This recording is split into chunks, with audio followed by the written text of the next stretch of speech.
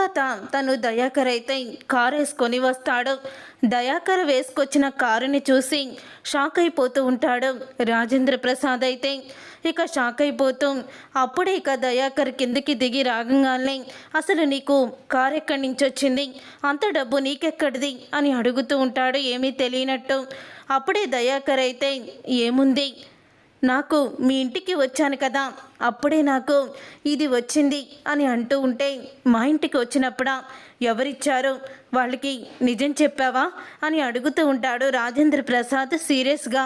అప్పుడు ఇక దయాకర్ అయితే అవును, నువ్వు 2 లక్షలు 3 లక్షలు ఇస్తే 25 లక్షలు విలువైన కారుని ఇస్తాను, నిజం చెప్పమని నాకు అక్కడ ఒక అమ్మాయి ఒక అతను తండ్రి కూతురులా ఉన్నారు, వాళ్ళిద్దరూ కూడా నన్ను అడిగారు. అప్పుడే నేను 25 లక్షల కారు పోగొట్టుకోవడం ఎందుకులే అని నిజం చెప్పేశాను అని అంటూ ఉంటాడు దయాకర్ అయితే. అప్పుడే ఇక రాజేంద్ర ప్రసాద్ అయితే అంటే చక్రధర్కి పల్లవికి నిజం తెలిసిపోయిందన్నమాట. తెలిసినా కూడా వాళ్ళు బయటపడలేదంటే ఏదో జరుగుతుంది. ఇప్పుడు వీణ్ణి వదిలించుకోవాలి. సరేలే, నువ్వు ఎంతమందికి చెప్పినా పర్వాలేదు, చివరికి అక్షయ్కి చెప్పినా కూడా నాకు ఇబ్బంది ఏమీ లేదు, అక్షయ్కి నేను నిజం చెప్పేశాను అని అంటూ రాజేంద్ర ప్రసాద్ అయితే దయాకర్కి షాక్ ఇస్తాడు.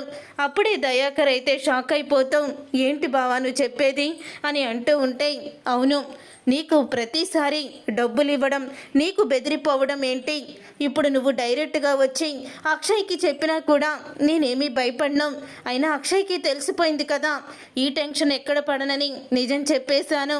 చూడు, ఇక నీకు 1 రూపాయి కూడా ఇవ్వాల్సిన అవసరం నాకు లేదు, గుడ్ బాయ్ అని అంటూ రాజేంద్ర ప్రసాద్ అయితే ఇక దయాకర్కి షాక్ ఇచ్చి వచ్చేస్తాడు.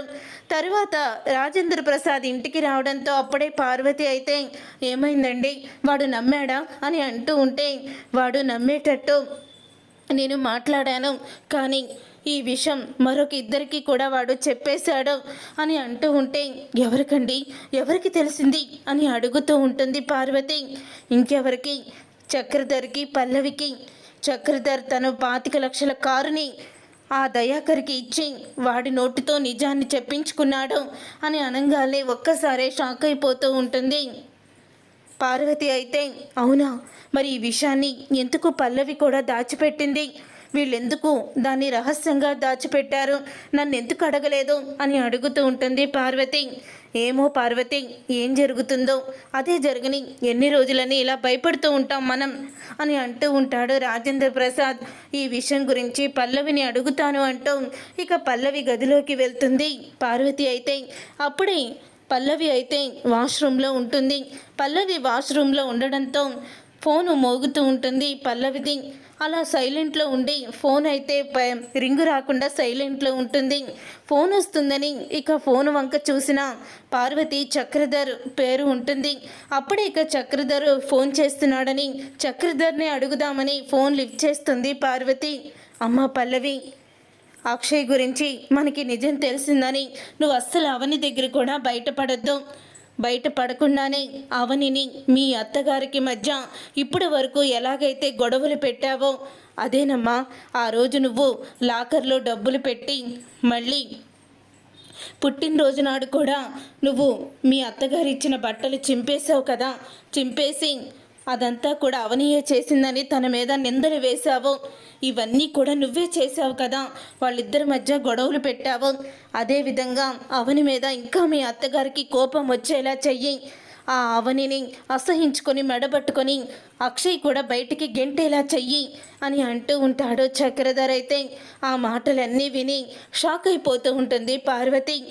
నువ్వు నీ భర్త, నీకు పుట్టబోయే పిల్లలు తప్ప ఆ ఇంట్లో ఎవరికీ కూడా అజమాయిషి ఉండకూడదు, నీకు పిల్లలు పుట్టిన తర్వాత నువ్వే ఆ ఇంటికి మహారాణి అవ్వాలి అని అంటూ ఉంటాడు చక్రధర్ అయితే. అప్పుడే ఇక చక్రధర్ వెంటనే ఫోను కట్ అయిపోతుంది. తర్వాత ఇక పల్లవి అయితే వాష్రూమ్లో నుంచి బయటికి వస్తుంది. ఇక పార్వతి గదిలో నుంచి బయటికి వెళ్ళడం చూసి, అత్తయ్య ఏంటి నా గదిలోకి వచ్చి బయటికి వెళ్తున్నారు అని అత్తయ్య అత్తయ్య అంటూ పిలుచుకుంటూ హాల్లోకి వస్తుంది పల్లవి. ఏంటత్తయ్య, ఏంటి నా గదిలోకి వచ్చి కనీసం మాట్లాడకుండానే వెళ్ళిపోతున్నారు. ఏమైంది? ఏదైనా కావాలా అత్తయ్య? చెప్పండి, చేసి పెడతాను అని అంటూ ఉంటుంది పల్లవి. అప్పుడే ఇక పార్వతి అయితే పల్లవి చంప పగలగొడుతుంది. ఒక్కసారి అక్కడ ఉన్న వాళ్ళందరూ కూడా షాక్ అయిపోతూ ఉంటారు. అత్తయ్య ఏంటిదంతా అని అంటూ ఉంటే, నువ్వు చేసిన పనికి నిన్ను అడ్డంగా నరికేసినా కూడా అసలు అది తప్పు కాదు, కానీ చెంప దెబ్బతోనే వదిలేశాను. నిన్ను కాదు చూసి, కమల ముఖం చూసి, నీ కడుపులో ఉన్న బిడ్డని చూసి నిన్ను వదిలేశానే. లేకపోతే నిన్ను ఇంట్లో నుంచి బయటికి మెడబట్టుకొని బయటకి గెంటేసేదాన్ని అని అంటూ ఉంటే, అత్తయ్య ఏమైంది? ఎందుకు పల్లవి మీద అంత కోపంగా ఉన్నారు అని అడుగుతూ ఉంటుంది అవని. అప్పుడే ఇక అవని చెయ్యి పట్టుకొని, అమ్మ అవని, నేనెంత తప్పు చేశాను అని అంటూ ఉంటుంది పార్వతి. ఇంతలో అక్షయ్ అయితే, నువ్వే తప్పు చేశావమ్మా, ఎందుకు అలా బాధపడుతున్నావు అని అక్షయ్ అడుగుతూ ఉంటాడు. అవని విషయంలో నేను చాలా పొరపాట్లు పడ్డాను. ఈ ఇంటి దేవత అయిన అవనిని చాలా అవమానించాను. చెప్పుడు మాటలు విని చేతకాని దానిలాగా వాళ్ళు చెప్పిన దానికి తల ఊపుతూ అవనిని అవమానించాను, నన్ను క్షమించమ్మా అని క్షమాపణ అడుగుతుంది పార్వతి.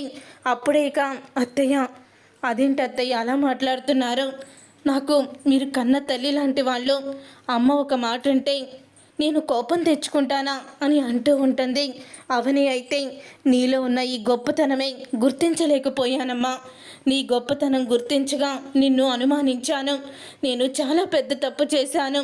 నువ్వు ఇంటి గురించి, కుటుంబం గురించి ఎంత శ్రద్ధ తీసుకుంటావో, ఎంత బాధ్యతగా వ్యవహరిస్తావో నాకు తెలుసు.